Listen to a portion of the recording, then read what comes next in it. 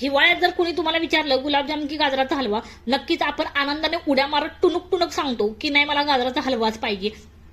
आणि त्याच पद्धतीनं माझं पण झालं. मी गेले होते बाजारात आणि मला ही समोर अशी लाल लाल मस्तपैकी गाजरं दिसलीत.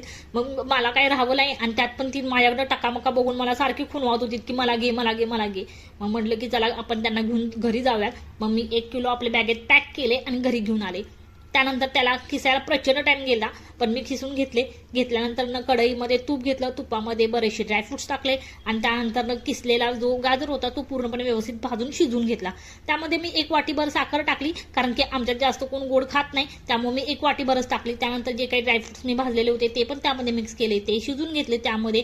आणि असं शिजवता शिजवता पूर्ण 1 तास गेला मला आणि त्यानंतर पुढे जाऊन गाजराचा हलवा झाला.